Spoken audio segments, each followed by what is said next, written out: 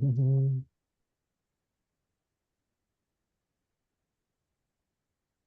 Esta es la clase número 17 de Consejería Pastoral. Estamos la última semana y la próxima ya comenzamos con la materia de epístolas generales. Estaremos trabajando con el libro de Hebreos, Santiago, Pedro y Judas. A ver, esa no es la clase de la 17, esta es.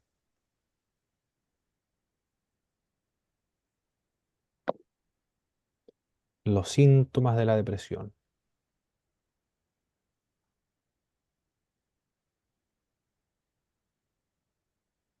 Aquí está. Ujú, ujú, ujú.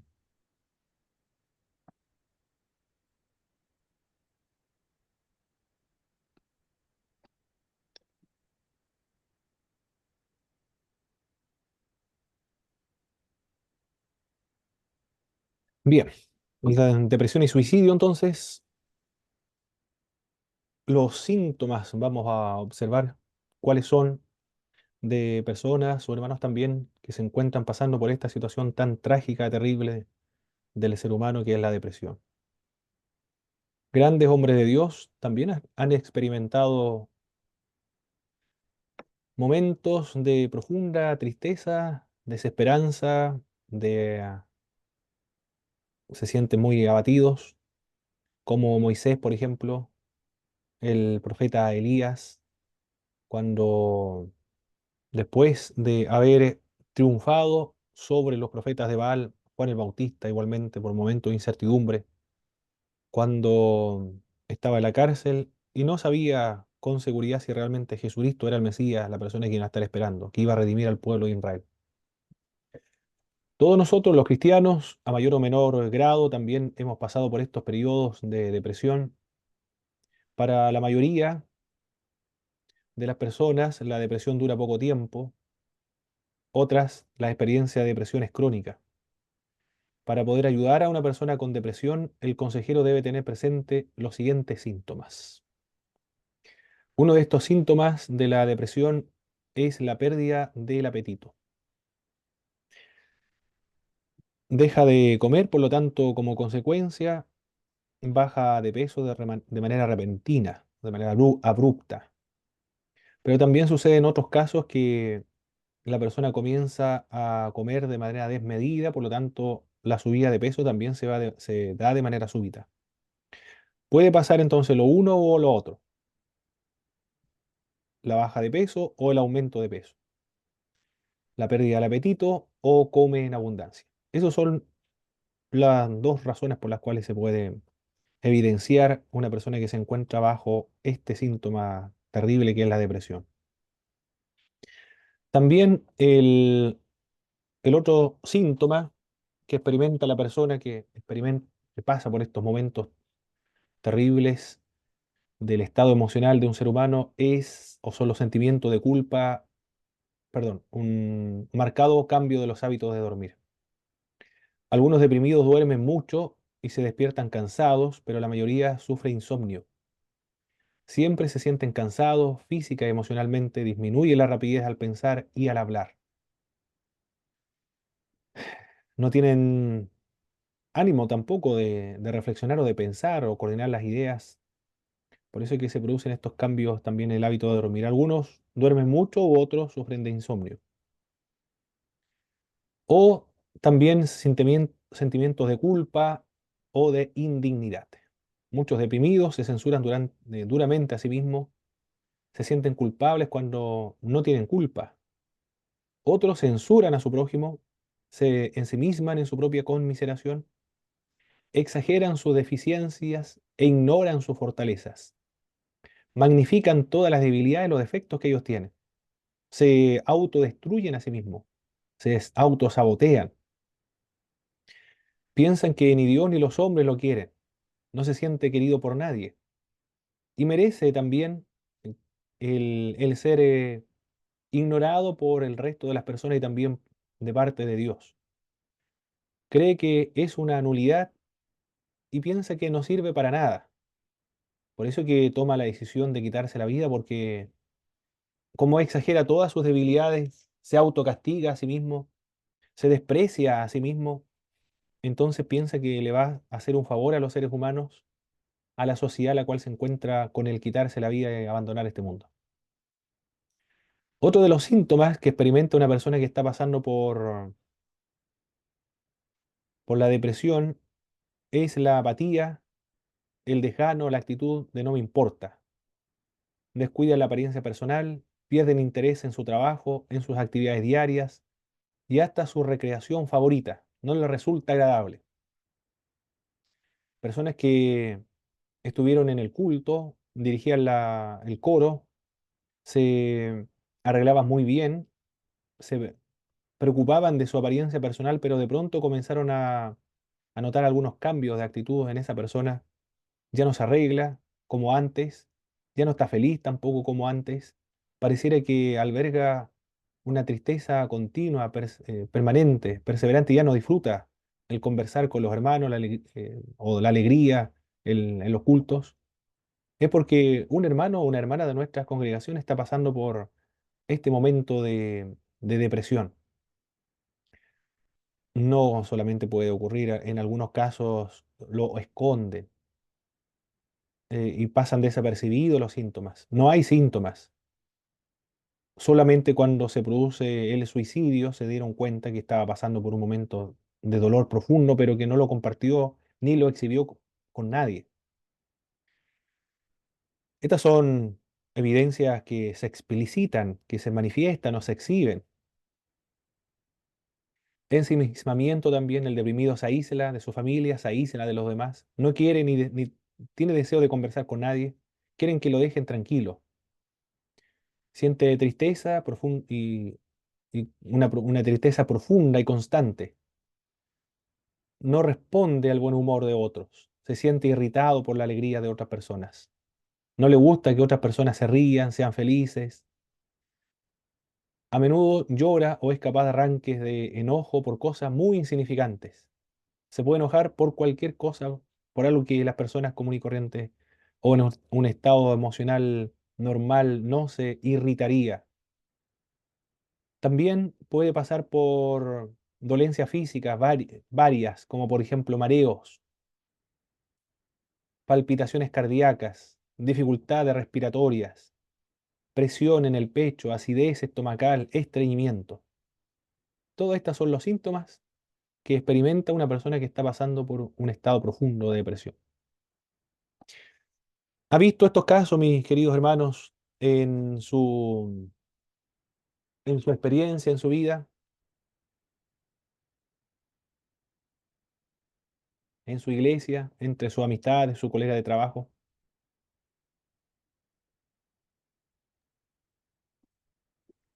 A mí en lo personal, mi hermano, tuve un caso yo bueno, tengo un familiar con depresión, algo tremendo, porque no hay como uno encuentra cómo ayudarlo en el fondo, porque se quedan en los cuartos encerrados, ¿no es cierto?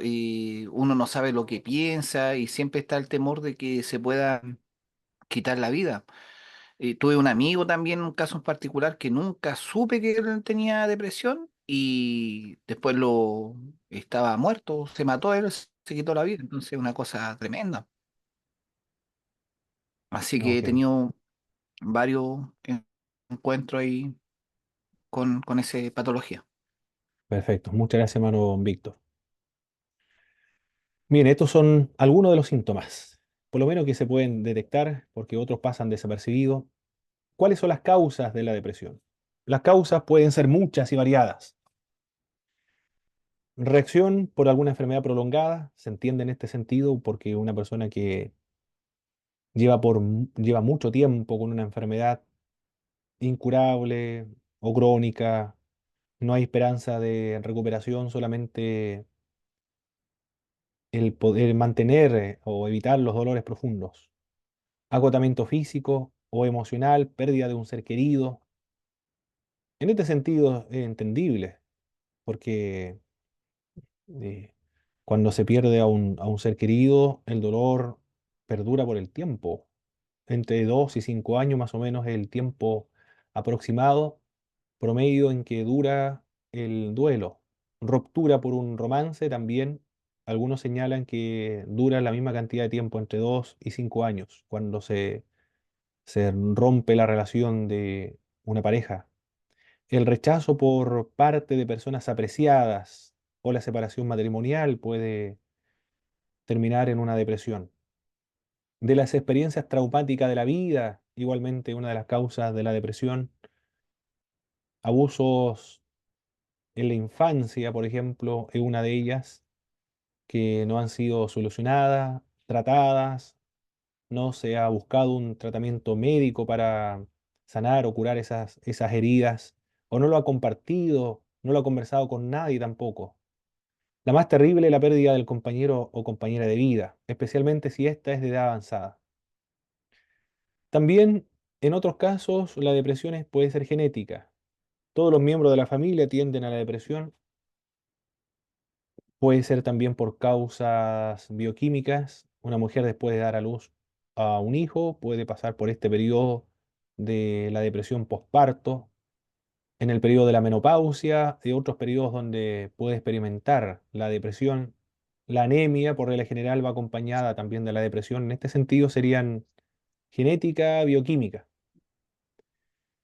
Pero también hay otras causas de la depresión, tiene que ver con una actitud, una forma de manipular, que es una forma, de hecho, de llamar la atención. Las personas, en este caso, también emplean la depresión como una llamada de auxilio, una muestra de que son indefensas, una súplica de afecto y seguridad o de ayuda para conseguir un objeto perdido, un medio para manipular a otra persona. Si es para llamar la atención, es porque sí, y la causa es para demandar cariño, comprensión, ser parte de un grupo, ser integrado dentro de un grupo. Entonces la iglesia acá cumple una función muy importante porque precisamente la iglesia, en una iglesia local es donde se le brinda esta armonía, compañía, se integra a una comunidad y oran y están preocupados por ello. Pero también se da la posibilidad de una manera de manipular. El enojo, otra de las causas, o la hostilidad vuelta hacia uno mismo. Estoy enojado conmigo mismo. O acumulada también, un enojo acumulado, que nosotros le denominamos los cristianos raíces de amargura, por rencores guardados en el corazón, porque no se ha cumplido con el mandato bíblico de, que nos enseñó Jesucristo para la resolución de los conflictos interpersonales, de conversar en privado. Después dos o tres testigos, finalmente llevar el asunto a la iglesia. Algunas personas tienen miedo de expresar su ira, la reprimen. En otros casos, la persona que guarda rencor contra individuos que lo han ofendido y no ha sido capaz de solucionar ese conflicto de manera temprana, por lo tanto, guarda rencor por una cantidad considerable de tiempo o significativamente de tiempo. El enojo y la hostilidad. Pero también puede ser la falta de autoestima. No tiene muy baja autoestima, se siente muy insignificante por razones, pueden ser experiencias traumáticas, experiencias negativas que ha tenido en la vida, padres que eran muy exigentes con su hijo o que no tenían cuidado de ofenderlo o bajarle la autoestima con decirle que son personas inservibles, que nunca van a ser capaces de lograr nada en la vida. O puede ser un padrastro que era una persona muy ruda y se encargaba de aminorarlo, de intimidarlo, bajarle la autoestima. Por esa razón puede sentir esta sensación de baja autoestima. También el perfeccionismo. Algunas personas trabajan largas horas al día, pero siempre creen que no es suficiente. Se sienten culpables cuando descansan o cuando salen de vacaciones con sus familiares. Entonces, esta autoexigencia desmedida, un estándar, una meta que se han autoimpuesto a sí mismos y también lo imponen a los demás, que es muy arbitraria. Y cuando no son capaces de cumplirla porque son muy autoexigentes, puede llevar o tiene tendencias a, es- a este problema de la depresión. Con frecuencia logran mucho, pero nunca están plenamente conformes con su realización. Y como son perfeccionistas, entonces nunca logran disfrutar de todos los éxitos que tienen en la vida. Los obreros cristianos no están exentos de estos problemas igualmente. Aquellos que son activistas y se sienten culpables cuando no están realizando actividades en una congregación. La culpabilidad puede ser otra de las causas. La única solución en este caso es reconocer el pecado y pedir perdón a Dios. La soledad también es otra de las causas de la depresión. Todos los seres humanos necesitan amigos íntimos con los cuales poder compartir su vida. Algunos no confían en las personas porque piensan que todo el mundo le va a hacer daño. Otros intentan suplir la carencia de amigos buscando muchos amigos, pero que son muy superficiales, en realidad no son amigos. Como por Facebook, por ejemplo, para suplir esta necesidad de amistades. Las personas que carecen de propósito en la vida es otra de las causas de la depresión. En este caso, Víctor Frank escribió un libro, El hombre en busca de sentido, y estableció la logoterapia, que consiste precisamente en buscarle el sentido a las personas que se encuentran en esta situación compleja. Determinando las causas de la depresión, ya se pueden establecer las orientaciones de cómo solucionarla. Por ejemplo, si es genética, ¿qué se podría hacer, mis queridos hermanos, cuando la depresión es genética? En la conversación de la consejería pastoral se preguntan cuando, como estuvimos viendo en la primera entrevista, acerca de sus padres, de sus familiares, de sus hermanos, dónde vivía, eh, si era el hijo mayor, el hijo menor, si sus familiares también tenían alguna enfermedad y resulta que habían pasado por estados depresivos, entonces ya se tiene algún antecedente, puede ser que sea genético entonces. Si es así el caso, que sea genético, ¿qué se podría hacer en la consejería pastoral?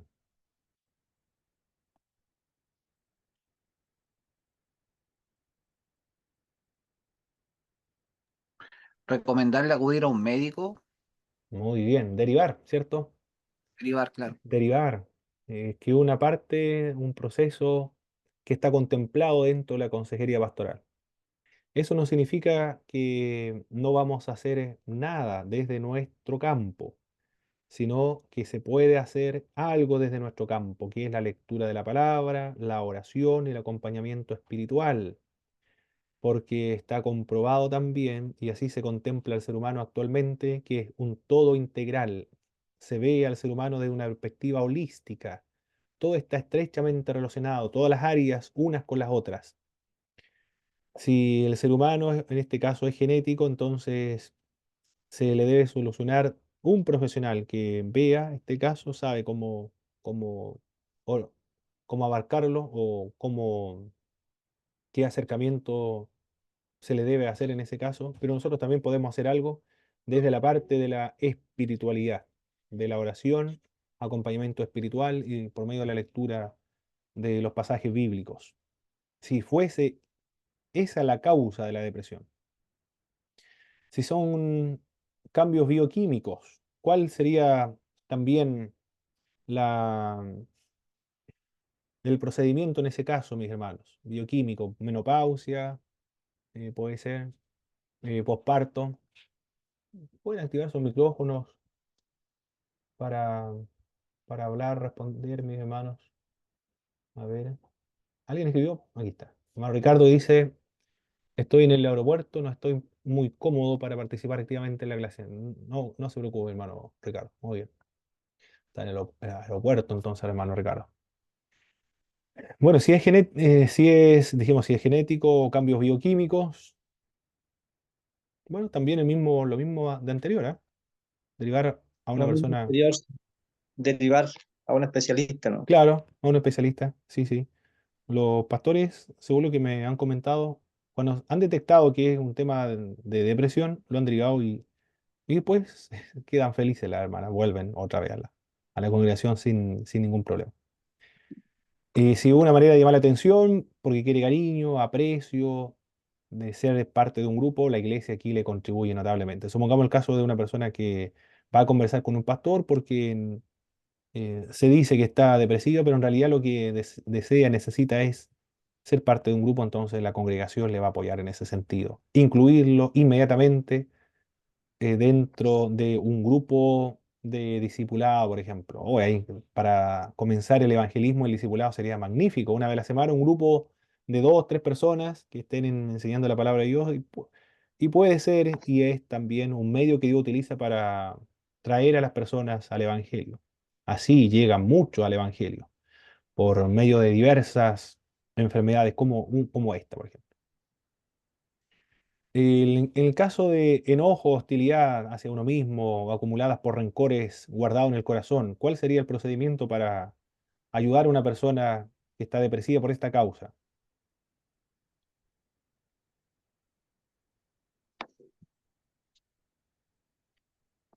Porque tiene raíz de amargura.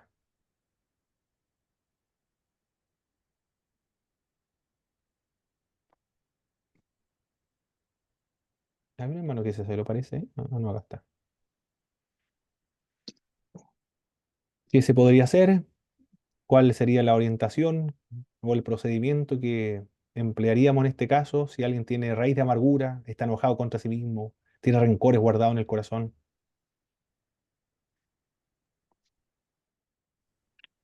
Ahí donde actuamos nosotros plenamente lo que estamos estudiando, porque tenemos muchas herramientas como la lectura de la palabra, la escucha, ¿no es cierto?, activa o pasiva, algunos textos bíblicos que puedan reafirmar la comprensión, la empatía, todas esas herramientas que hemos recibido para poder ayudarla o El, ayudar. el arrepentimiento, el perdón, la reconciliación. Ahí está. Recuerde que la consejería pastoral es parte de la misión de la iglesia. Tiene la finalidad, si es creyente, de la santificación, de formar el carácter conforme al Señor Jesucristo. Si es incrédulo, de proclamar el Evangelio a las personas. Y aquí, por supuesto, ayuda bastante. El perdón, arrepentimiento, los atributos de Dios, la restitución. Si tiene rencores guardados en el corazón, entonces tiene que restituir, tiene que confesar, tiene que arrepentirse, tiene que extender su perdón y experimentar el perdón de Dios también. Aquí, netamente, aquí entra el Evangelio. Mi pastor Nicanor, ¿iba a decir algo igual o no? No, no, no Ah, ok. estoy, Ah, ok. sí. Mi falta de autoestima también. ¿Qué más dice? Escribió el hermano acá. Dios no recibe ofrendas de quienes tienen ojo con sus manos. Claro, muchos textos bíblicos, claro que sí. Eh, Dios no recibe ofrendas de quienes tienen ojos con sus hermanos. Claro que exactamente. Muchos textos bíblicos, versículos bíblicos que se pueden predicar en ese caso. Si, si determinamos que la causa de la depresión sea esa y no otra. Pero ¿cómo llegamos a esa conclusión? Por medio de la entrevista. Si tiene, si tiene falta de autoestima, ¿qué le podríamos nosotros decir a aquella persona? ¿O de qué manera, qué proceso, qué orientaciones le podríamos dar? Si el problema es la baja autoestima,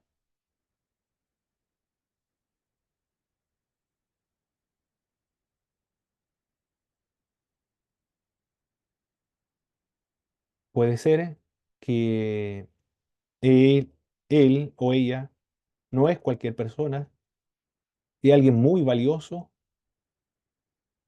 y único en el mundo, irrepetible en el mundo. Es imagen y semejanza de Dios. Si es creyente, es templo del Espíritu Santo. Y Dios ha demostrado que le ama con tanta intensidad que ha enviado a su Hijo Jesucristo a morir por sus pecados. Así demostró su alto valor que tiene para nuestro Señor. Culpabilidad, bueno, también. Si tiene culpabilidad, debe extender su perdón. Hermano Ricardo dice, enfocarla en lo que puede llegar a ser y no en lo que ha hecho. Claro que sí. Enfocarse en lo que Dios puede hacer con esa persona en el futuro y no en lo que ha hecho o cómo se considera en el pasado. Claro que sí, porque Dios lo restaura. La soledad, bueno, se requiere compañía en la sagrada, en la iglesia, se le dan esta compañía, insertarlo dentro de un grupo de la iglesia. Llegó un hermano a la congregación. Bueno, venía de otras iglesias que es que tiene un hijo que tiene un síndrome que es como el TEA, TEA creo que es. Yo creo que ustedes lo conocen. O Asperger. Bueno, tiene un síndrome, un síntoma, un síndrome.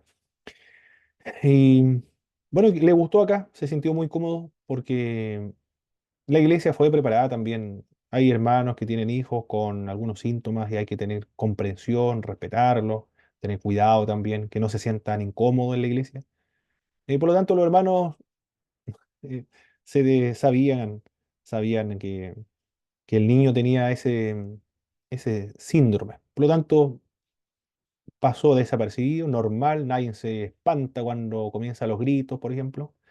Por lo tanto, se sintió muy cómodo y acogido en la congregación.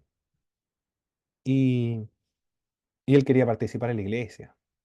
Él fue a conversar con el pastor, le dijo que quería estar, bueno, estaba en los voluntarios, se integró a los voluntarios y después quería estar en la portería, ahí quería servir. Así que ahí lo dejaron.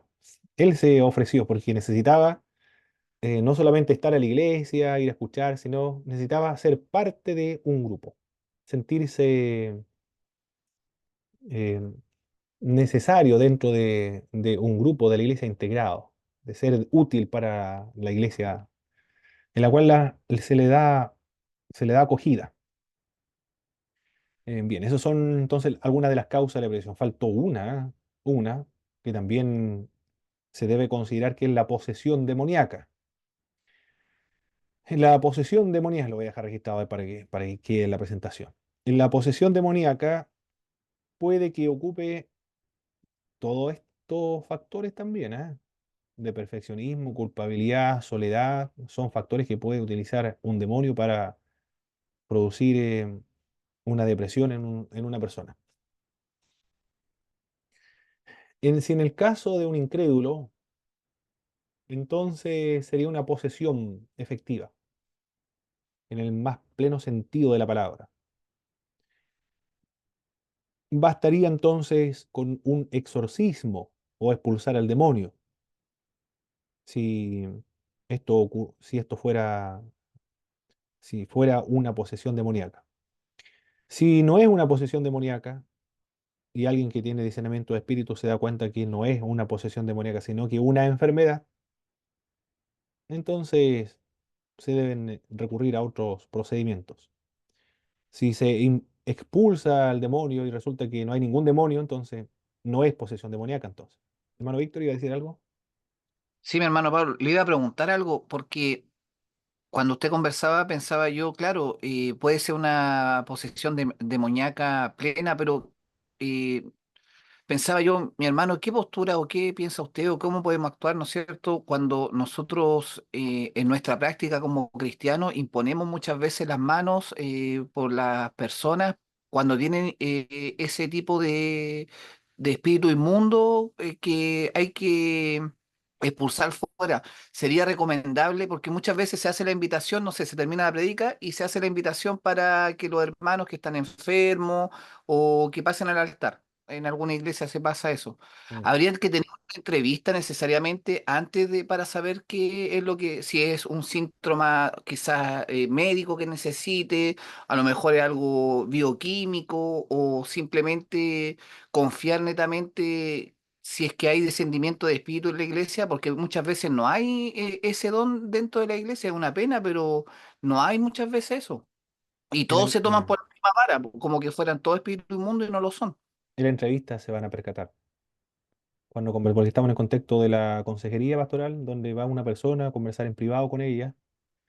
El- pero también en el caso de las posesiones demoníacas, hermano Víctor, es siempre otra persona, el familiar, la mamá, el papá, algún hermano, el que va a conversar con el pastor y le dice si puede ir a orar por la familia, por alguien que vaya a orar a la casa. Y cuando van a orar a la casa, entonces ahí inmediatamente el demonio se presenta, porque alguien fue a pedir ayuda. Inmediatamente se manifiestan los demonios en ese sentido. El, en otros casos se presenta en la iglesia, pero siempre se da en ese contexto. Hermano Ricardo dice, si eso es muy común, se le echa a la culpa al diablo de todo. Claro, en algunos casos puede ser una posesión demoníaca. Bueno, aquí estamos viendo las causas y una de estas puede ser la de posesión demoníaca. Si en el caso de un creyente, alguien hace mucho tiempo atrás hizo una monografía para cumplir con redacción y elaboración de monografía, y el trabajo que hizo fue con respecto a la posesión demoníaca en los creyentes. Y concluía la hermana investigando y leyendo los libros que un evangélico, un cristiano, un hijo de Dios verdadero y auténtico no puede ser poseído por demonios, puede tener una influencia demoníaca. Esa fue la conclusión. Lo consideré, no he investigado más allá del asunto, pero lo consideré satisfactorio, que conforme y en la posición más tradicional, más conservadora dentro del mundo evangélico, de que un cristiano no puede ser poseído, pero sin embargo puede tener alguna influencia. Si fue así, en el caso de alguna influencia demoníaca, eh, habría que discernirlo entonces, expulsar algún tipo de demonio. Bueno, no sé, porque no es posesión demoníaca en ese caso. Sería algo parecido, ¿no? Como un exorcismo, pero sería influencia nada más. Bueno, yo recuerdo que eso decía influencia demoníaca. ¿De qué manera? No sé. Que exterior ejerce algún tipo de influencia, pero desde el exterior, no desde el interior del creyente, puesto que el creyente es templo del Espíritu Santo. Pero eso se da en, en el contexto de la consejería, en la entrevista. Difícilmente una persona poseída por demonios pediría ayuda por sí mismo, al pastor, o iría a conversar con el pastor. Siempre va a ser una persona externa, o la gran mayoría, por los testimonios que he recopilado, la experiencia de los pastores que han trabajado en esta área de la posesión demoníaca, siempre son personas de fuera de la iglesia, vecinos, por ejemplo, amistades, familiares, que llaman al pastor para que lo vaya a atender. En algunos casos estaban dispuestos incluso al suicidio. Los demonios le han dicho que esta era la noche donde le iba a quitar la vida a una persona. Pero también no sería raro que una persona que por posesión demoníaca que ha causado la depresión vaya a pedir ayuda. Sería raro. Siempre alguien externo. Lo digo yo por el otro aspecto, porque muchas veces las personas, y pasa más común o a mí me ha tocado pasar, mi hermano Paulo, que cuando se dice depresión es sinónimo de que está influenciado por un espíritu inmundo. Ok, A eso me refiero yo. Pues, entonces, quizás la persona que está recibiendo, decir, yo tengo depresión. No lo va a tomar como que algo médico ni algo biológico o algo que requiere ayuda a un médico, sino que lo va a llevar al tiro al área espiritual, que es un espíritu inmundo. A eso me refería. Por eso tan importante tener el espíritu de descendimiento para poder estar ahí, para poder ayudar a la persona de la forma correcta. correcto, hermano Víctor. Hermano Ricardo dice en el chat, una prima veía demonios, lo que terminaba haciendo que hiciera cosas raras, pero finalmente está bajo tratamiento por esquizofrenia. Correcto. Muy bien. Increíble, ¿eh? Veía demonios,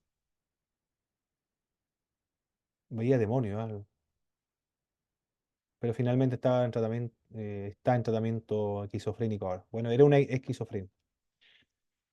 El, no sé si lo dije en un momento cuando estuvimos en la introducción de consejería pastoral. Un profesor que era Alberto Candini, todavía me acuerdo, ¿no? Alberto Candini, 2000, ¿en qué año habrá sido esto? 2015, yo creo, por ahí, 2014, 2015, en la Facultad Teológica Latinoamericana de la Alianza Cristiana Misionera. Realizamos las clases presenciales en Temuco. Yo disfruté mucho con esa materia, me gustó mucho. El profesor era un doctor en psiquiatría de la Universidad de John Kennedy de Buenos Aires. Y bueno, lo que le menciono ahora de ver al ser humano de manera holística, por ejemplo, es lo que él decía. También comentaba que el ser humano se enferma integralmente, en todas las áreas. Se enferma espiritualmente, se enferma socialmente, se enferma en un sentido biológico, en un área psíquica, psicológica. Son enfermedades mentales. Hay algunas enfermedades biológicas, como por ejemplo, si yo tomo mucha bebida, mucho azúcar, como muchos cosas dulces, lo más probable es que me produzca diabetes. Bueno, ahí fue responsabilidad mía, comer mucho azúcar. No fue un demonio, a menos que alguien diga el demonio lo entusiasmó a comer azúcar. Pero ya estaríamos estirando mucho la interpretación demoníaca. Y fui yo el que me gusta el azúcar y comencé a comer azúcar. Me enfermé de diabetes entonces. Yo soy responsable en ese caso. Pero hay otras enfermedades de las cuales nosotros no tenemos control, como por ejemplo la apendicitis, que hay que operar, si no, conduce a la muerte. Yo le pregunté al doctor, por qué da la apendicitis? Simplemente da. No hay ninguna razón, simplemente da. Algún cáncer también puede ser algo genético, tampoco yo tengo control sobre alguna enfermedad porque simplemente da. No soy culpable de esa enfermedad, simplemente da. Nadie me puede decir a mí que porque me enfermé, eh, tengo alguna responsabilidad moral o responsabilidad espiritual, que la causa de esa enfermedad es mía. Por lo tanto, cuando alguien está resfriado, por ejemplo, nadie lo culpa de estar resfriado. Y ni tampoco se le culpa a un demonio de que lo ha resfriado o le ha dado, no sé, cualquier enfermedad relacionada con lo respiratorio. También el ser humano se enferma psicológicamente, psíquicamente. Hay enfermedades psíquicas, psicológicas, como por ejemplo la esquizofrenia. Es una enfermedad mental que requiere tratamiento psiquiátrico. Pero no se puede culpar a la persona por tener esa enfermedad, porque algo que da, simplemente. O, o también psicológicamente se puede enfermar. La depresión es una enfermedad psicológica, una enfermedad del alma, ¿cómo podríamos decir? Alma natural, para no relacionar con lo espiritual, algo mental. eh, no se le puede culpar a esa persona por tener una enfermedad mental. Del mismo modo como no se puede culpar a una persona que tiene una enfermedad física, biológica, algún cáncer de la piel, por ejemplo, o al estómago. Eh, Y el demonio tampoco puede estar relacionado con el demonio, porque es una enfermedad. Puede ser física, biológica, espiritual, mental, en esas áreas. En ese caso requiere tratamiento médico en esa especialidad. Pero también en la medicina actual, y es lo que comentaba Alberto Gandini,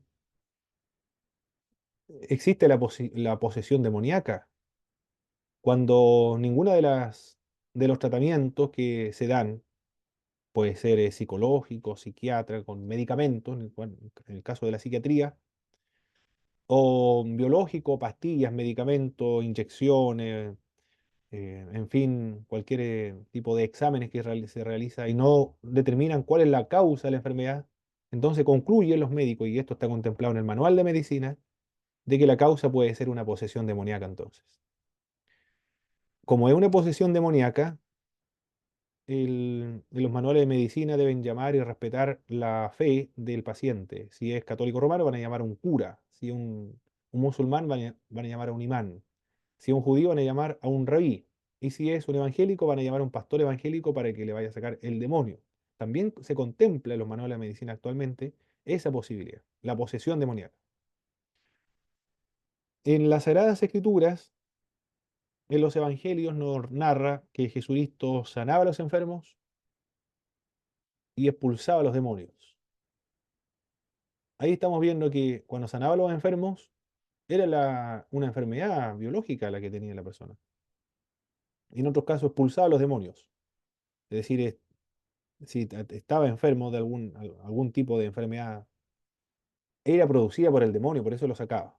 Ahí realiza una distinción Jesucristo, o menciona una distinción entre enfermedad y posesión demoníaca. Porque a muchos enfermos sanó y a otros demonios los expulsó. Ahí ya estamos viendo en el ministerio de Jesucristo que algunos estaban enfermos y otros estaban poseídos por demonios. No toda la enfermedad está relacionada con el demonio, como lo podemos ver, porque el ser humano se enferma en varias áreas. Pero tampoco se puede eh, descartar esa posibilidad de la posesión demoníaca. Tampoco. Ni siquiera en los manuales de medicina actualmente se descarta esa posibilidad. Está también contemplada en los manuales de medicina. ¿Cuáles son los consejos a personas deprimidas? Es un error animar al deprimido mostrándose muy jovial, porque cuando alguien está deprimido no le gusta ver personas contentas, ni menos que le cuenten un chiste o se muestren de buen humor. No, sería catastrófico, sería contraproducente. Solamente irrita más al deprimido. Se irrita si alguien se muestra jovial. No criticarlo por estar deprimido. Porque ya si suponemos que una de las causas de la depresión es la autocrítica severa, sin misericordia hacia sí mismo, un desprecio hacia sí mismo, si nosotros lo vamos a criticar porque se encuentra deprimido, va a hacer una especie de rematar al enfermo, va a ahogarlo y hundirlo mucho más todavía. Entonces, ¿qué es lo que se requiere? Escuchar con empatía, pero no conviene condolerse de él. Los deprimidos ya han tenido excesiva conmiseración de ellos mismos. Si se conduele de la persona, ésta aumentará aún más su autocompasión y tenderá a hundirse mucho más todavía en la depresión. ¿Qué se puede hacer entonces? Señalarle lo que pasa y lo que hace. Es preciso que el consultante comprenda los factores por los cuales sufre la depresión. ¿Por qué está deprimido? Porque acaba de tener un bebé, entonces podría ser la depresión postparto. Ha perdido un familiar, eso es normal, que experimenta un sufrimiento de esa envergadura que dura entre 2 y 5 años. Lo puede ayudar un médico, alguien profesional le puede ayudar en este sentido. Y si es genético, también hay que derivarlo entonces en ese sentido. Si tiene culpa, entonces tiene que confesar. Tiene raíz de amargura, tiene que confesar entonces, tiene baja autoestima, tiene que saber quién es y lo que Dios puede hacer, tiene que tener esperanza en lo que Dios puede hacer en él o en ella. Primero, lo que menciona este autor de cómo aconsejar a personas deprimidas es señalarle las razones por las cuales, los factores que ha producido la depresión. Y luego puede ayudarle a formular una solución y llevarla a cabo. Aquí estamos empleando entonces la técnica no directiva. La misma persona establece las vías de solución y escoger una de las vías y ponerla por obra, llevarla a cabo o ejecutarla. Aconsejar a los miembros de la familia del deprimido, quizás la raíz de la depresión provenga de algún integrante de la familia. Esos son los aconsejamientos de personas que están en depresión. Pasos para vencer la depresión. Hablarse a sí mismo de manera positiva. Eso es lo primero, un cambio de mentalidad entonces. Cambiarle la perspectiva acerca del estado en el cual se encuentra. El depresivo tiende a criticarse a sí mismo y a tener rencor contra sí mismo, se desprecia, se odia a sí mismo.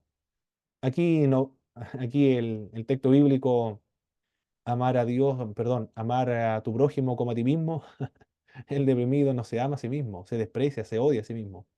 Por lo tanto, el texto amarse a sí mismo no tiene relevancia para una persona que está deprimida. El deprimido no ve las cosas con claridad porque todo le parece sin remedio y exagera todos los males. Por tanto, debe resistir la tentación de tomar decisiones que puedan después perjudicarle. Debe aconsejarse a sí mismo, mañana las cosas me parecerán menos amenazantes y más alentadoras. Claro que tiene que pedir ayuda. Por sí solo debe pedir ayuda. No puede quedar solo. Necesita, necesita amistades también.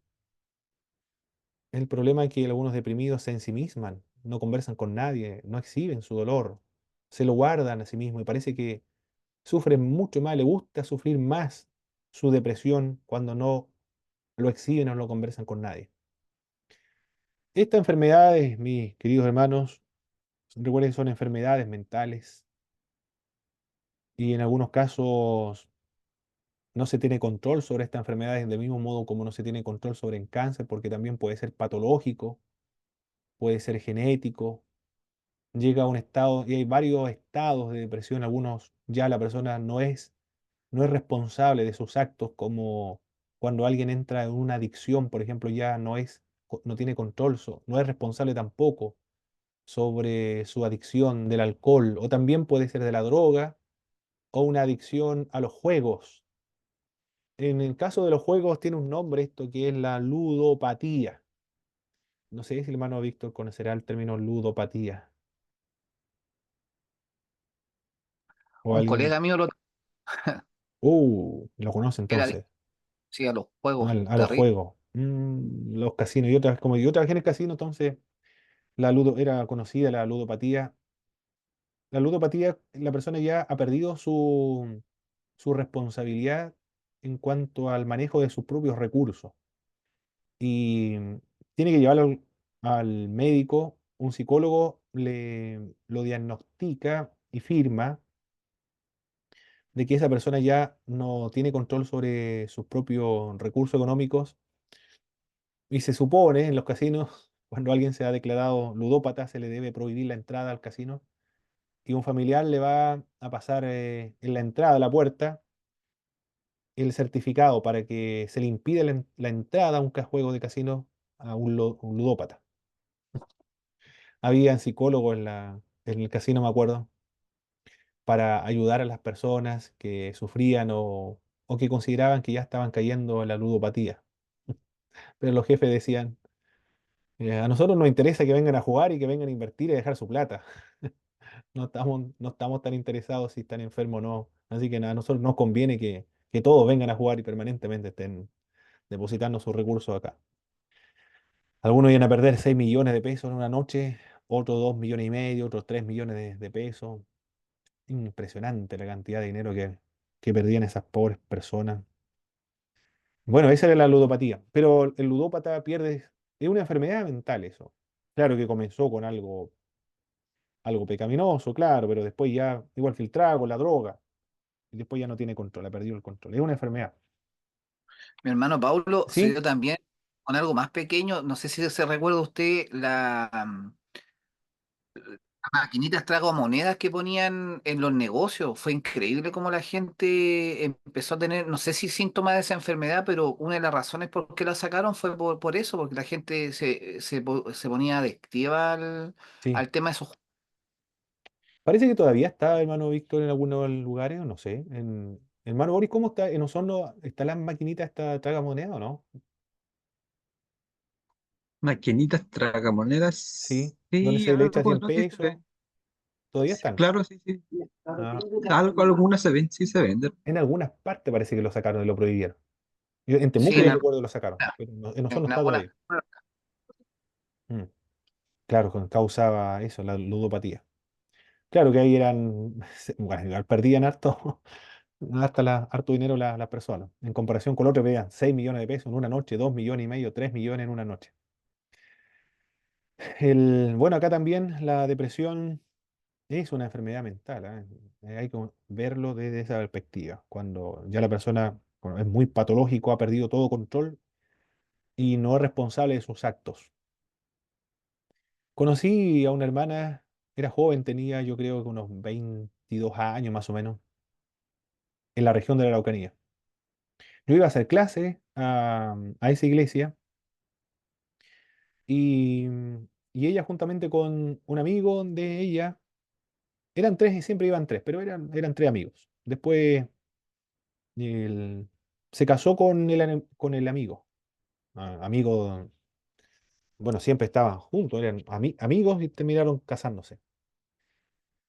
La hermana se veía alegre, como todo cualquier cristiano, y cuando iban con sus amigos, tres, iban a las clases, se veían bien, felices, iban a participar en la iglesia, después se casaron, pero guardaba, Nadie detectó nada, ni el pastor, ni los hermanos, nadie detectó absolutamente nada.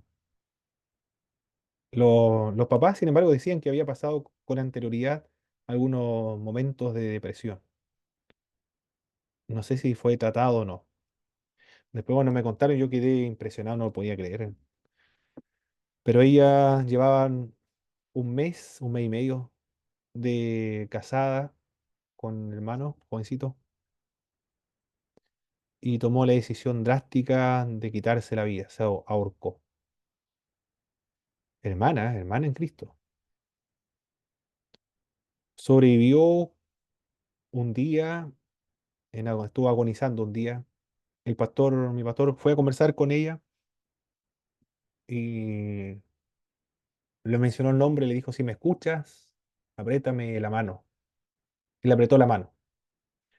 Y le dijo, el Señor te ha dado la oportunidad de arrepentirte de lo que has hecho. Si estás arrepentida, le dijo, vamos a orar al Señor. Y ahí le dijo apretar la mano, apretó la mano otra vez. Oraron, mi pastor oró por ella y le corrió las lágrimas a ella. Estaba consciente, estaba agonizando, pero en estado consciente. Después de esa oración, falleció. Pero eso lo curioso, hermana en el Señor. Y se mostraba muy jovial, muy feliz, recién casada con el hermano. No, el hermano, bueno, el hermano ahora está en un estado depresivo, no va a la iglesia. Pero tiene la esperanza, mi pastor, de que volverá nuevamente a la congregación. Va a volver. Otro caso, en esa situación nadie sabe, bueno, yo no tampoco pregunté más, cuál fue la causa de la depresión. En otra de las causas puede ser un pecado de un pastor que fue sorprendido en, bueno, inmoralidad, pecado de inmoralidad, de vergüenza, porque tenía un puesto muy alto dentro de la congregación, obispo, estamos hablando, el fundador de una iglesia también. También hizo lo mismo, se quitó la vida, se ahorcó. Un evangelista de la región del Biobío, de pronto dejó de predicar, ya no predicaba al aire libre porque era evangelista, se dedicaba a ese ministerio, y la excusa que daba era que tenía que preocuparse de la familia también. También se quitó la vida. Y así podríamos seguir listando pastores por diversas presiones del el ministerio eclesiástico, el conflicto interpersonal con los miembros de una congregación, se terminan quitando la vida. La razón es porque son muchas. La presión, por ejemplo, porque eran perfeccionistas. Recuerde que una de las razones son la perfeccionista. Como no cumplen sus propias expectativas que ellos mismos arbitrariamente se han autoimpuesto, entonces piensan que no sirven para el ministerio y terminan quitándose la vida. Pero es porque se encuentran en este estado depresivo. Por lo tanto, es una enfermedad que está presente en todo, ¿ah? En creyentes como en incrédulos. Tiene muchos y variadas causas y razones. Algunas son demoníacas y otras como la hemos estado viendo acá. Comprenda los sentimientos, pero ponga énfasis en su conducta. En este punto, las recomendaciones que se le dan es que comience a realizar sus actividades recreativas preferidas. Salga, recréese, salga con sus amigos, salga a comer afuera, vaya al lago, a un río, a la montaña, a la naturaleza, camine descalzo, camine descalzo en la hierba, en el rocío, vaya a visitar a sus familiares, al lugar de su infancia, a ver una película, a escuchar música, bueno, cualquier actividad recreativa, andar en bicicleta. Esas son las recomendaciones. Realice las actividades que siempre le han gustado. Pero un depresivo no tiene ánimo, un depresivo no tiene interés, no siente de salir a recrearse. Bueno, este punto significa lo siguiente. A pesar de sus sentimientos, a pesar de que no quiere salir, no tiene ánimo de salir, tiene que actuar.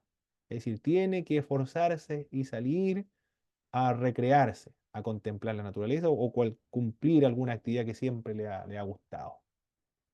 Eso es lo que quiere decir este punto. A pesar de los sentimientos, debe actuar. Aquí estamos viendo entonces que un porcentaje altamente significativo para solucionar un problema es de uno, de la persona que está deprimida.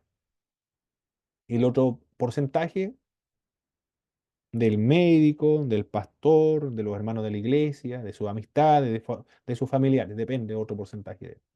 Pero una buena parte del depresivo. Hacer nuevas amistades. Muchos deprimidos no tienen ningún amigo con el cual hablar. Un amigo verdadero puede comprenderlo, animarlo, ayudarle a ver los problemas desde una perspectiva objetiva. Un pastor de Puerto Montt, su amigo era incrédulo, tenían el mismo negocio, sin embargo, por eso eran amigos.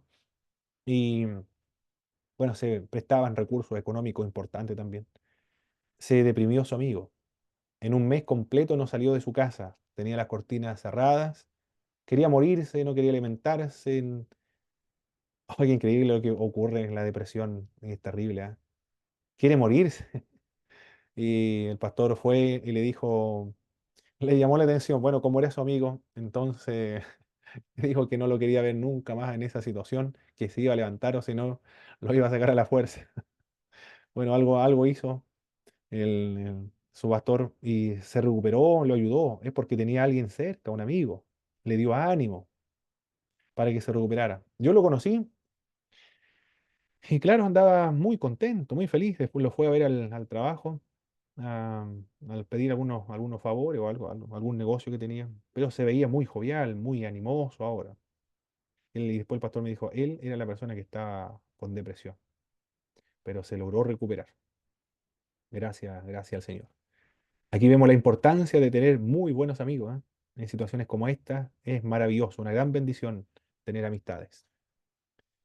El perfeccionismo, si es perfeccionista y la causa de la depresión, el perfeccionismo, en el liderazgo cristiano, mis hermanos, se enseña de delegar. Algo muy importante es la de delegar algunas responsabilidades. Cuando se delega responsabilidades, se delega también y se le da autoridad a la persona que va a llevar a cabo un servicio. Dentro del delegar está la posibilidad de que la persona a la cual ha delegado cometa errores. Si es perfeccionista, el perfeccionista va a querer hacer todo, porque eso es lo que comentaba un pastor, de como no tenía estos cursos bíblicos, tampoco había estudiado el liderazgo cristiano, por tanto él no delegaba, porque pensaba que si le daba una responsabilidad a otra persona, no lo iba a cumplir con tanta diligencia como él. Pero ocurrió el caso en que estaba muy agotado, se, se llenó de trabajo y eso lo sobrepasó. Por lo tanto, después comenzó a delegar. Cuando delegó, sintió descanso. Después se relajó.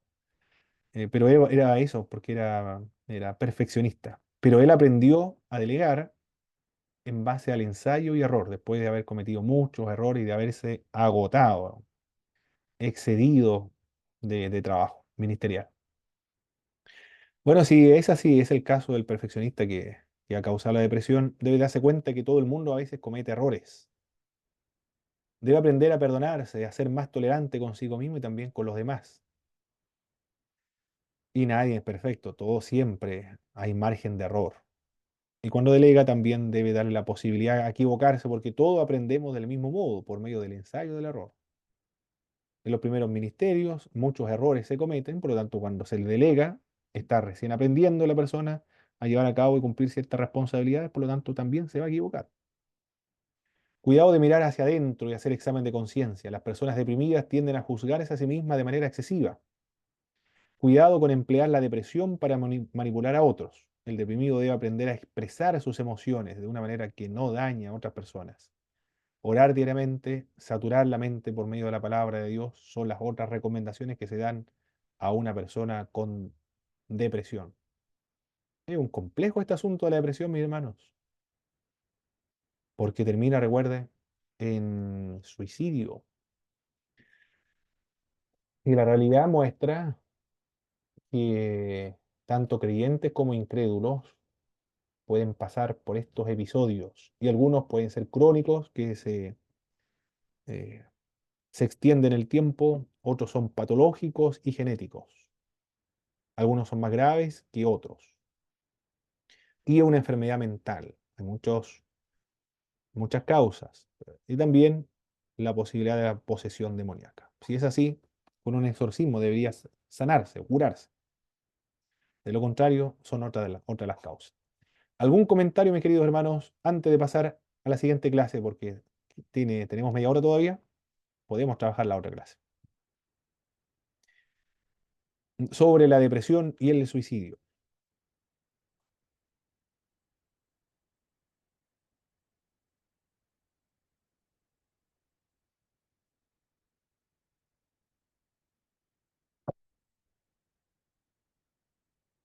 Ningún comentario, mis hermanos,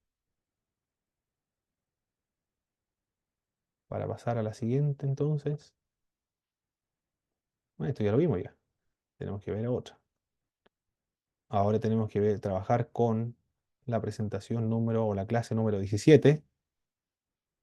Y esta tiene que ver con la muerte, con el duelo.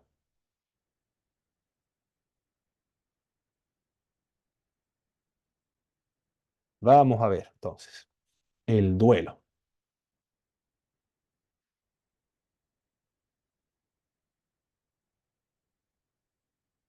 El autor, ya ustedes lo conocen porque para hacer su primer informe de lectura tuvieron que leerlo. Le dieron el capítulo 2, pero en ese mismo libro se encuentra en las últimas páginas la muerte y el duelo. El autor es un jesuita, profesor de psicología pastoral y espiritualidad. Está muy relacionado a la espiritualidad con la psicología. Nació en Yugoslavia en el año 1945. Desde el año 1981 ha dictado cursos en Zagreb, en Roma, trabajando muchos años como director y consultor en el Centro para la Familia de Zagreb y en el Instituto de Ciencias Religiosas de la Pontificia Universidad Gregoriana de Roma. Tiene muchos libros, principalmente relacionados con la teología pastoral, la psicología espiritual también, porque recuerde que trabaja en psicología y espiritualidad. El análisis sociológico que se dictan sobre algunas actitudes de las personas ante la muerte inminente, que se ha convertido en un tema psicológico gracias a los escritos de esta autora. Es la que menciona para hacer este capítulo. El autor Seth Martoni trabaja con la obra de Kubler-Ross. Ella es, ¿qué dice esta autora? Se di- que dicen que la muerte es una experiencia humana universal, analizando las actitudes de las personas con una enfermedad incurable. La famosa estudiosa de origen suizo ha identificado 5 fases en la manera de afrontar la idea sobre la muerte. Vive en Estados Unidos, sin embargo. Su segundo idioma es el inglés. Lo maneja muy bien, los libros son en inglés. Y ella dice, en su experiencia, porque trabaja con personas moribundas que han sido desahuciadas, con enfermedades terminales, uno de los libros que estoy leyendo trabaja con los niños con enfermedades terminales. Eso es lo más terrible. Bueno, ella también lo dice, muy, muy, muy, muy complejo trabajar con niños en ese estado terminal, principalmente ayudar y orientar a sus padres en esa situación es algo complejo, pero lo escribe para ayudar. Y lo que ella ha notado en su experiencia, y gracias al Señor, lo ha escrito, lo ha dejado registrado todos sus estudios, y se ha hecho mundialmente conocida, son las fases de una persona que es enferma terminal. ¿Cuáles son estas fases? La primera que menciona ella es el rechazo y el aislamiento. Es la primera reacción cuando se tiene una enfermedad mortal. La persona dice, no, yo no, no puede ser lo que me está pasando, no puede ser verdad. Está empleando un mecanismo de defensa de la represión, tratando de negar lo que está ocurriendo con su vida. Es un modo saludable de afrontar una situación desagradable y penosa porque hace que el enfermo no pierda el valor y le permita o le permite emplear con el paso del tiempo otros mecanismos de defensa. El rechazo y aislamiento es un muy buen mecanismo de defensa para protegerse en este estado tan crítico cuando se le ha dado la noticia de que pronto va a fallecer o le quedan poco tiempo de vida. Después, la persona, después que pasa este rechazo, pasa a otro estado, que es el de la cólera. Cuando no puede durar más la primera fase de rechazo, es sustituida por sentimientos de rabia, envidia, envidia hacia las personas que están sanas, resentimientos también. La pregunta siguiente es, ¿por qué yo? Comienza a hacerse estas preguntas. Esta rabia en el enfermo la desata contra todos, lo desata contra el personal médico y también vierte toda esta rabia, esta ira que tiene, esta cólera contra los propios familiares. Los familiares en este estado, en esta situación en la cual se encuentra el enfermo terminal, podrían resentirse, ofenderse y tenderían a no volver a visitarla otra vez para no sufrir este desprecio y este desinterés de la persona moribunda hacia sus propios familiares. Pero se debe entender, se debe tener compasión, empatía, comprender esta situación en la cual está pasando su familiar.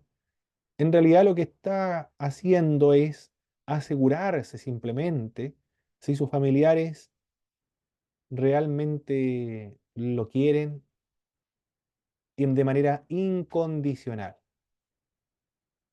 Eso es lo que quiere asegurarse, por eso que le desprecia, le trata no con mucha simpatía, porque quiere asegurarse de que le quieren, le aman de manera incondicional. Si los familiares no vuelven a verlo, sería catastrófico para el enfermo terminal. Es importante entonces aguantar la cólera, racional o irracional, sin ponerse a la defensiva. Los familiares deben empatizar y soportar al enfermo porque la cólera, la rabia, el desprecio hacia todo el mundo, incluyendo los familiares, es parte natural de este proceso o de esta fase que pasa un moribundo. El siguiente estadio por el cual pasa, o la fase en la cual se encuentra una persona terminal, con una enfermedad terminal, es el pactar, pacta con Dios. Si no ha conseguido que Dios lo sane por medio de rabietas, quizás prolongue más su vida. Si lo pierde de manera más delicadamente, si lo pide de manera más delicada. Trata de conseguir un premio por una buena conducta. Estos pactos se suelen hacer con Dios y normalmente se mantienen en secreto, con excepción de cuando conversa con el pastor, le declara que ha hecho un pacto con Dios. Estos pactos consisten en afirmarle o prometerle a Dios de que si Dios lo sana, entonces le van a servir y van a entregar su vida en completo servicio a Él y una dedicación completo a la iglesia. Los especialistas dicen que es realmente impresionante la cantidad de personas que pacta con Dios en este estado terminal de su vida. Son muchas, las estadísticas es que son muchas, muchas personas pactan con Dios cuando se encuentra en un estado terminal. Es lo normal. En ese estado se acuerdan de Dios y dicen, ahora sí yo te voy a servir. Ocurre con los hermanos, de los hermanos que son ancianos ya. Dicen, me gustaría servir al Señor, pero ya no puedo porque Ya mi hueso me duele la rodilla, me duele los tobillos, me duele los pies, me duele la columna, no puedo estar mucho rato de pie, tengo que estar sentado, descansar. Por lo tanto, ya no puedo seguir, salir a predicar a la calle, ya no puedo servir tanto al Señor en la iglesia. Pero le gustaría servir al Señor, ¿ah? Pero ya pasó el tiempo cuando estaban jóvenes. Es el momento con toda la energía para poder servir a Dios. Por eso a los jóvenes se les debe entusiasmar. De esa es la edad mejor para servir al Señor con toda la energía y toda la fuerza que puedan, porque después ya va a ser muy complicado. Después de pasar por esta situación, esta fase del rechazo, la cólera, el pactar, está la depresión. Aquí obviamente la causa de la depresión de un enfermo terminal no hay que buscar ni en la culpa, ni la baja autoestima, ni la posesión demoníaca. Aquí el tema es que le dijeron que pronto va a morir en una situación como esa cualquiera y todo el mundo en una fase normal, todos van a pasar si es en algún momento enfermo terminal por esa etapa, la depresión. Una reactiva, dos tipos de depresión, una reactiva por la pérdida que ha sufrido hasta ahora y otra preparatoria a la vista de las pérdidas que aún deben sobrevenir. Cuando viene el dolor que prepara inmediatamente la muerte, hay que hablar poco, quizás nada. Lo que cuenta de verdad es la expresión mutua de un sentimiento, y por eso es mejor acariciarle la mano, el pelo, sencillamente estar cerca en silencio. Es el momento en que el enfermo puede pedir una oración porque empieza a ocuparse de la realidad presente más de lo que ocurrió en el pasado. Y finalmente la aceptación. Tras expresar algunos sentimientos, envidia de las personas sanas y activas, cólera ante los que no tienen que afrontar la muerte tan pronto como ella, tristeza por tener que dejar tantas personas y lugares queridos, se enfrentará a un sinfín inminente con cierta serenidad. La aceptación no debe confundirse con una fase feliz. En realidad lo que ocurre ahora en este estado de aceptación es un vacío de sentimientos. No siente nada, porque ya pasó por todos los sentimientos anteriores, rechazo, aislamiento, cólera, pacto con Dios, depresión, ahora ya tiene un vacío de sentimientos. Es como si el dolor hubiera desaparecido, como si la lucha hubiera terminado y hubiera llegado el tiempo del reposo final antes del largo viaje. Y así lo han definido los enfermos terminales, ¿ah? La definición que da Kubler-Ross es esa. Ella está registrando simplemente lo que ha escuchado de los enfermos terminales, lo que ha visto. Ya a esta altura quiere que lo dejen en paz, no quiere que lo molesten con noticias, con problemas del mundo exterior. Ahora no quiere que le cuenten acerca de temas políticos, lo que está ocurriendo en el país, lo que ocurre con su equipo favorito, lo que ocurre con la farándula, eso no le interesa. No quiere saber de nada de lo que ocurre fuera del lugar donde se encuentra.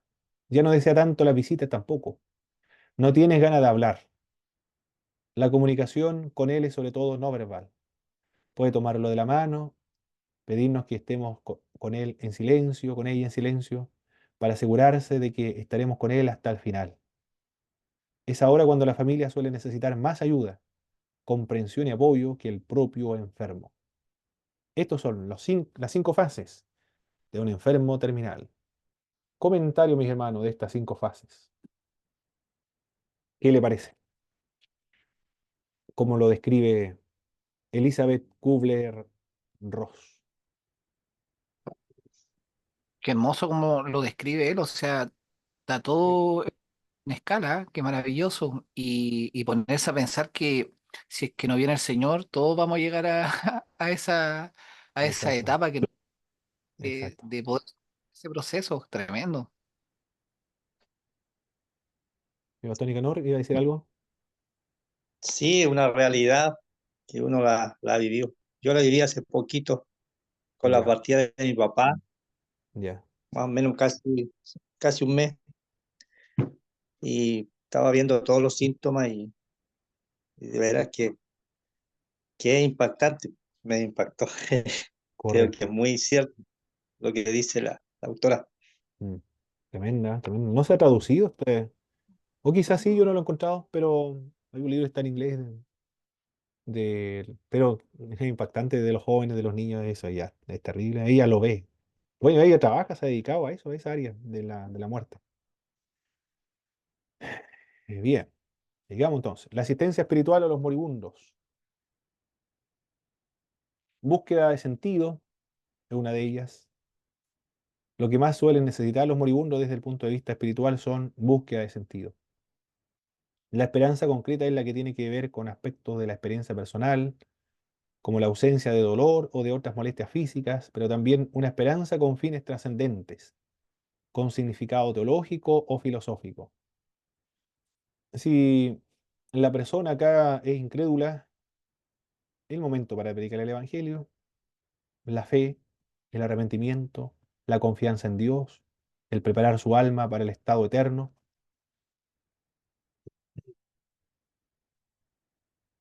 Cerrar la puerta y llevarla a la conversión, a volverse a Jesucristo y asegurar su ida de este mundo con el Señor y al paraíso. Si es creyente, sabe que se va a ir al reino de Dios, por lo tanto su sufrimiento, su dolor físico que está padeciendo, le da un significado espiritual, un significado teológico, un significado trascendente, puesto que la persona también está experimentando los mismos sufrimientos, padecimientos de Jesucristo. Está entonces experimentando el dolor de Jesús de Nazaret. Bueno, eso es lo que necesita una persona moribunda. También a ver, aquí estoy. Búsqueda de perdón. El otro, en el viaje a la propia interioridad, el moribundo puede experimentar sentimiento de culpa, evocando expectativas no satisfechas, omisiones o acciones reprobables. Del dolor espiritual brota el deseo de perdón. Eso es lo otro, lo otro que necesita una persona moribunda. Sentido de búsqueda de sentido, porque me está pasando esto, y la búsqueda de perdón. Necesita perdonar, experimentar el perdón, extender el perdón a otros. También, búsqueda del amor. Es una de las necesidades espirituales más evidentes entre los moribundos. Un amor que puede demostrarse con palabras y obras o con una presencia silenciosa y sensible. Lo otro lo vamos a omitir para andar más rápido, mis hermanos. El duelo, sus elementos estructurales son la causa de la muerte. Supongamos que la intensidad de dolor cambia, varía, de acuerdo a cómo muere una persona. Si es un anciano, por ejemplo, todo el mundo sabe y se está preparado también de que pronto va a tener que llegar el momento en que parta el ser querido de este mundo. Si ha estado enfermo, ya está en cama, entonces ya por lo menos está preparado, saben, ya están haciendo los arreglos para el eventual y próximo desenlace. Y cuando fallece la persona está preparada emocionalmente para la partida de su ser querido. Por lo tanto, no es tan chocante, no es tan súbito, tan repentino la muerte. Ya hubo una preparación previa. Pero en el caso de un hijo, en un accidente, por ejemplo, o de un ser querido, de un hermano, de una hermana, bueno, o esposo, esposa, en un accidente de tránsito, ya diferente. Nadie estaba preparado para eso. Por lo tanto, la intensidad, el drama es mucho mayor, es más intenso, más significativo, más terrible, más doloroso. Por eso que acá la intensidad de dolor varía de acuerdo a la causa de la muerte. Porque pilló o encontró la muerte de manera muy imprevista. Ha ocurrido, ¿eh? Un caso acá hace poco, de un hermano está estudiando con nosotros, su hermana falleció en un accidente de tránsito, viajaba en una moto. Una persona ebria la mató, la atropelló. Claro, fue repentino. Salió, fue a estudiar en la mañana y en la tarde a la mamá, porque vivía con la mamá, era la menor, se le dio la noticia catastrófica para la mamá. un dolor, pero indescriptible. Pues primero la hija. Lo primero, lo más terrible fue la hija y después de un accidente de tránsito, imagínense el dolor. La relación con el difunto. En el tema del duelo son importantes el papel que ha desempeñado el difunto y el tipo de relación que se ha tenido. Si es hija o hijo, el dolor incomparable. O papá, mamá, o hermano, o primo, o tío, o un amigo, un colega. Ya la intensidad del dolor va a cambiar de acuerdo a la relación que tenía con el difunto.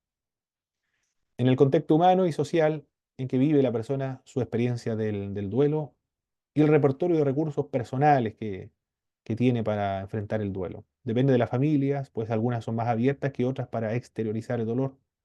El que reprime el dolor tenderá o tenderá a reaccionar negativamente ante el duelo.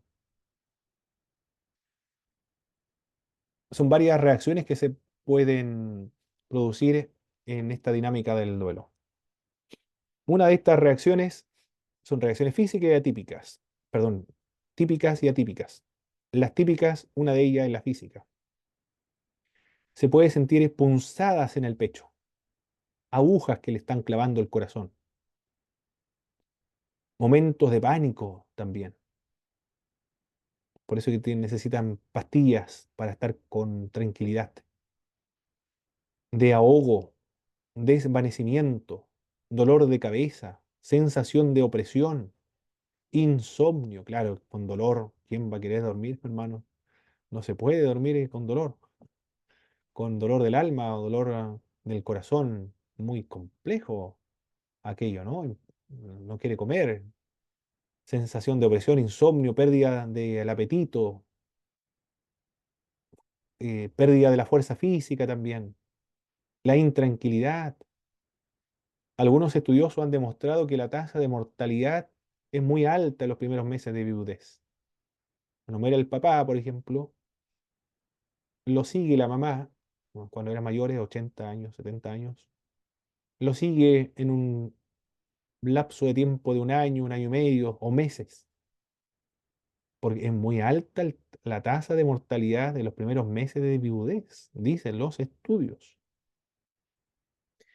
También emotivas, otra de las reacciones, estas son típicas reacciones. En el caso de mi abuelo falleció un año y un año y medio más, falleció mi abuela. Y eso es la experiencia que yo he visto.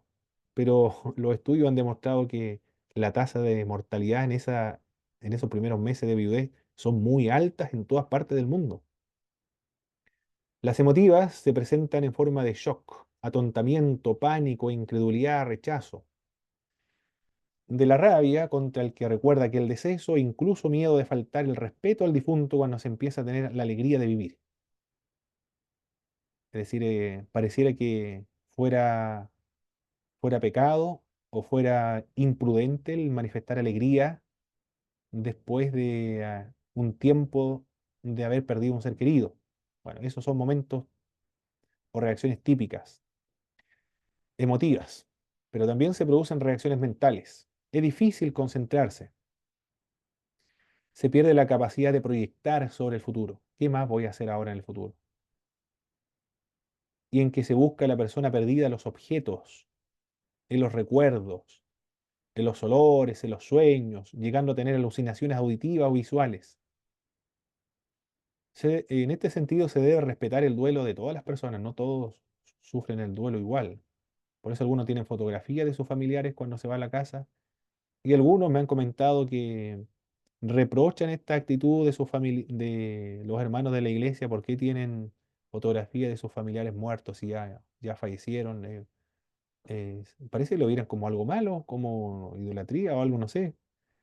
Pero le han reprochado el tener fotografías en la sala de sus difuntos. Pero es que están pasando por un periodo de duelo. Y estas son reacciones típicas en los duelos. Y cada persona vive y lo sufre de manera diferente. Y se debe respetar distintas reacciones frente al duelo. Se producen reacciones sociales también, Se manifiestan normalmente en forma de resentimiento contra los otros que no logran entender el dolor, o de sentimiento de no pertenencia en el sentido de una persona viuda, por ejemplo, ahora ya no es parte del grupo de los casados, en ese sentido de pertenencia. Reacciones espirituales. La experiencia de duelo puede ponerse en crisis algunas convicciones superficiales de la fe cristiana y también incluso de algunas convicciones muy profundas. Una de esas reacciones es la toma de conciencia de la propia finitud, la debilidad, de la vulnerabilidad de la naturaleza humana. Esas son reacciones típicas, normales, comunes, frecuentes y universales en todas partes del mundo, porque los seres humanos somos todos iguales en todas partes de la Tierra. Reacciones físicas, emotivas, mentales, sociales y espirituales. Y también se producen reacciones atípicas ante el duelo. Una de estas atípicas son condolencia anticipatoria, como la persona sabe que le queda poco tiempo, en este caso estamos hablando de un enfermo terminal, emplea mejor el tiempo del que se dispone. Es un tipo de condolencia positiva. Hay una película en Chile de de unos ancianos, creo que es, ya no recuerdo el nombre de los actores. Algunos ya fallecieron, ¿no? A ver si me acuerdo el nombre de alguna actriz, actor. Bueno, son personas ancianas, ya son adultos ya, eh, de edad.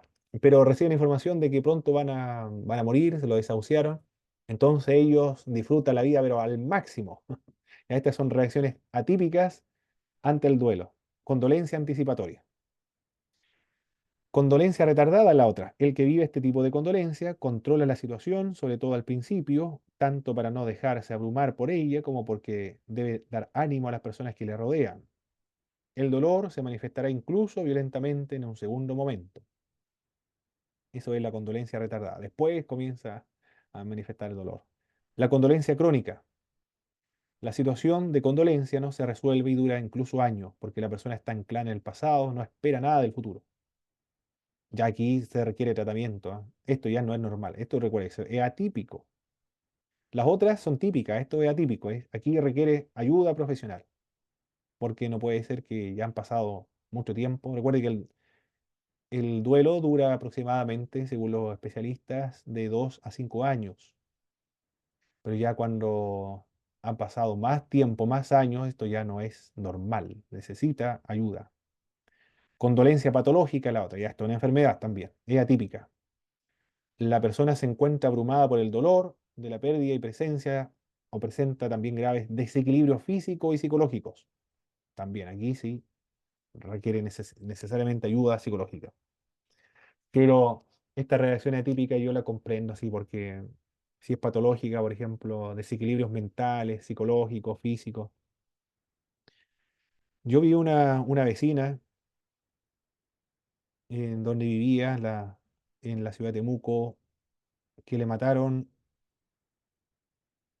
no sé si fue con puñaladas o de disparos, tanto al papá como al hijo. Quedó ella sola en el mundo. Qué terrible, hermano, lo que sufre alguien, las personas. El pecado es lo que ha causado tanto sufrimiento. Esta, esta mujer, claro, quedó desequilibrada mentalmente. Obvio, yo la comprendo totalmente. Todos los vecinos la comprendíamos. Sufría algo tan espantoso como eso, de manera rápida, repentina, y asesinados más encima. Y nosotros la veíamos en la calle gritando, regañando, recogiendo cosas de la basura, insultando a todo el mundo, hablando con alguien invisible, peleando con la vida, con alguien estaba peleando, pero siempre se veía en ese estado. Después ya no la vi más. Yo, lo más probable es que fue internada psiquiátricamente. Bueno, estas son reacciones atípicas ante el duelo, pero era por eso. Perfecto, mi querido hermano. Nos pasamos 5 minutos, pero está bien porque terminamos la clase de consejería y después yo le voy a enviar inmediatamente el examen y ustedes tienen tiempo hasta mañana para enviar el examen C de consejería pastoral. Antes de concluir, ¿algún comentario, alguna impresión de esta materia de consejería pastoral?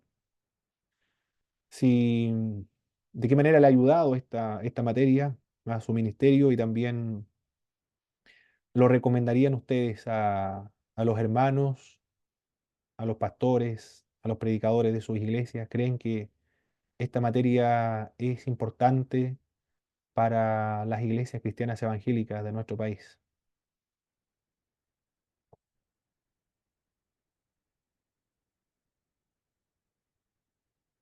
¿Quién va a ser el primero? ¿Por qué los hermanos deberían tomar esta materia?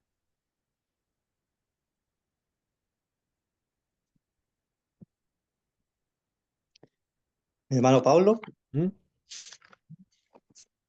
mire, bueno, considero que la materia es muy eficaz para los casos que uno vive diariamente, eh, porque tiene a dónde tomarse, eh, porque yo creo que es una parte muy difícil, es difícil consolar a otro ver qué decirle a una persona que está pasando este tipo de trauma, de tipo de problemas, ¿no es cierto? Dificultades que uno mismo también lo ha pasado y será esta herramienta que es muy útil para el ministerio.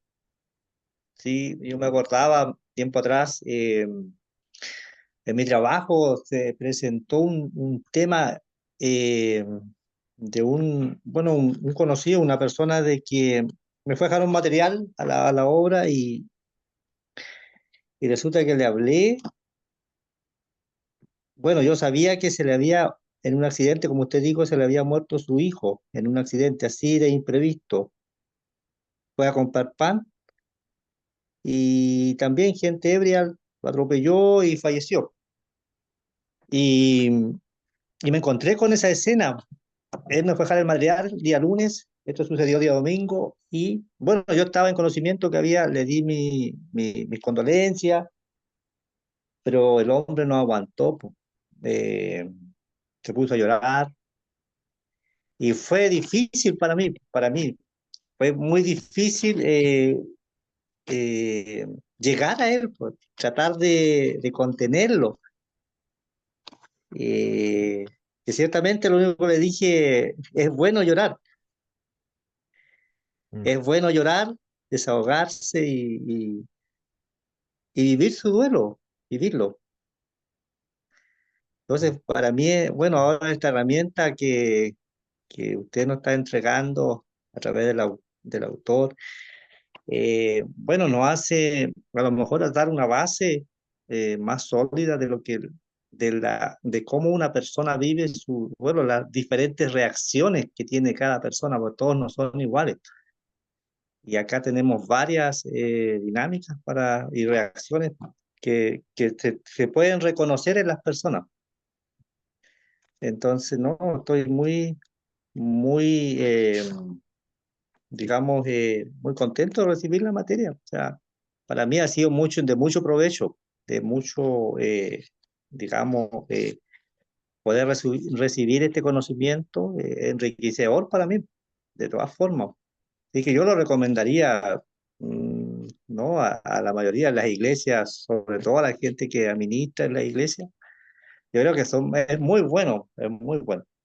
Sí, porque uno se encuentra en este tiempo, se encuentra con personas que por lo menos la depresión ha sido un tema, y no solamente en el mundo secular, sino en la iglesia igual mm. se vive mucho hoy día. Antes nunca no lo veíamos, o no lo percibíamos, o no lo conocíamos los síntomas, pero hoy día, viendo todo esto, uno puede, digamos, describir, ¿no es cierto?, describir qué es lo que está pasando con la persona, ¿no es cierto? ¿Qué tipo de problema, qué tipo de dificultad tiene? Y la dificultad, vemos que la depresión tiene hartas ramas, que al final uno puede tomar alguna herramienta y poderle ayudar. Así que no, enriquece ahora la materia. Para mí, muy buena, muy buena. Yo la recomendaría y yo creo que lo voy a hacer también, recomendarlo, porque creo que a varios los falta. Muy bien, Pastor Eso, Miguel. mi hermano. Muchas gracias, muy agradecido. ¿Qué más, mis queridos hermanos? Hermano Pablo, me sumo a las palabras de mi hermano Nicanor, o sea, de mi pastor Nicanor, que para serle sincero yo era un módulo que no tenía nada de conocimiento y al ir profundizando, digamos, a lo largo de la clase, me di cuenta que la consejería pastoral es uno de los pilares fundamentales que nosotros debemos realizar como miembros de la iglesia, indistintamente si somos pastores, tenemos algún cargo o somos un hermano, ¿no es cierto? Pero si realmente amamos al Señor, esta es unas técnicas que nosotros indudablemente debemos conocer para ayudar a aquellas personas que están en sufrimiento, están sufriendo, tienen necesidades tanto físicas como psicológicas. Y qué importante tener la herramienta adecuada para poder ayudarlo en todo ámbito, para poder derivarlo a un doctor y tener también una ayuda a nosotros, la ayuda que es sin duda importante, una ayuda espiritual, ¿no es cierto? A través de la empatía, de un compromiso, de la amistad. Todo eso sin duda enriquece a uno como ser humano y obviamente que es recomendable. Yo al principio de la módulo estaba un poco escéptico, dije, bueno, tengo que ser sincero, dije, bueno, voy a estar en consejería pastoral y no lo veía como en el campo tan amplio que tiene todo esto. O sea, vimos los mecanismos de defensa, los matrimonios, los niños y todo, cada uno, nosotros, cada uno de nosotros en el área o en el tiempo de vida que estemos, requerimos en algún momento alguna consejería. Y qué importante es cuando acudimos a aquella persona que, de nuevo, vuelvo y repito, tiene las herramientas para poder ayudarnos de forma genuina, honesta, con conocimiento y de forma profesional, que tanto también se espera.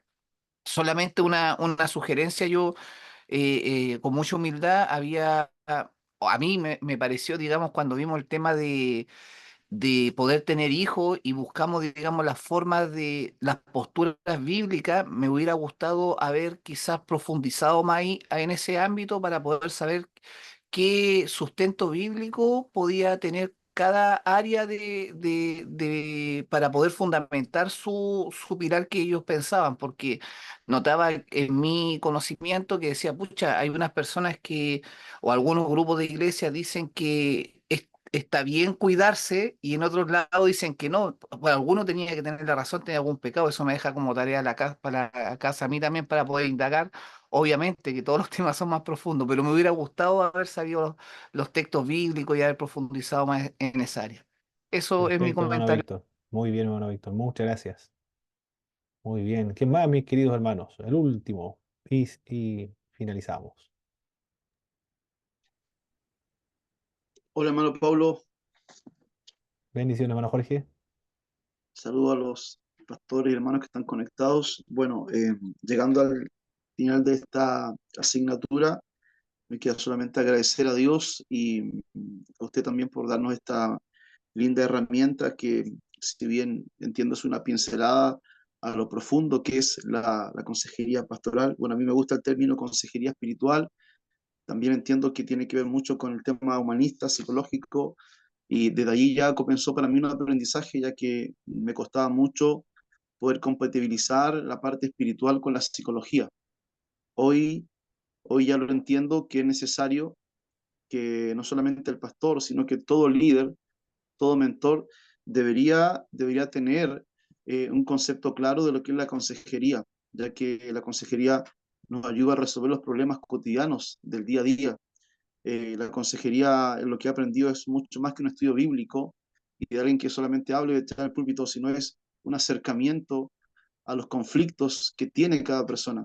Es saber ganarse la confianza de la gente que se va a entrar a la consejería, es prepararse, saber los temas importantes, las etapas de la mujer, la etapa de la juventud, del niño, es saber los embates, lo que significa un matrimonio, las vicisitudes de la vida que vivimos todos y que son normales en todo, cómo poder afrontarlo a la luz de la palabra, la herramienta del Espíritu Santo, la oración, es tremendamente importante. Creo que si hoy día tuviéramos mucha más consejería en nuestras congregaciones, nos evitaríamos tremendos problemas, tendríamos mucho menos embarazo no deseado, mucha juventud que no está creyendo en el casarse, a muchos jóvenes quizás que están perdidos en la droga, en el alcohol, porque creo que solamente nos hemos dedicado a hacer religión, a predicar desde un púlpito, pero no a tener lo que hacía Jesús, que él compartía, se sentaba con la gente, enseñaba, entraba a los hogares. Ahí veo a un Jesús que siempre estaba impartiendo la consejería, enseñando, instruyendo. Entonces creo que nos queda un gran desafío a nosotros para seguir estudiando esta asignatura que es muy importante y que veo que tiene mucha profundidad. Pareciera que era una pincelada, pero en realidad hay hartos autores que hay que empezar a buscar más, a meterse más, pero es muy fuerte, sobre todo la parte de la psicología. Me quedó a mí como un desafío, me gusta también, ojalá algún día Dios me diera la oportunidad de estudiar psicología, para mí sería una bendición, porque me doy cuenta que es muy llevadero con la persona que tiene que predicar, que tiene que enseñar. Si se aborda de manera adecuada, sería excelente. Así que solamente felicitarle, creo que en esta materia igual me perdí algunas clases, eh, pero doy gracias a Dios porque lo estoy finalizando, aún tengo pendiente algunas cosas con usted, ya me voy a poner al día, pero me quedo con todo lo bueno, lo lindo de esta materia y muy agradecido, de verdad. Que Dios le bendiga, hermano Pablo, y que cada día el Señor le dé muchas más gracias para seguir enseñándonos. Amén, mi hermano Jorge, muchas gracias. Perfecto, vamos a concluir entonces. Mi hermano Boris, por favor, nos dirigen una oración para concluir. Amén, mi hermano.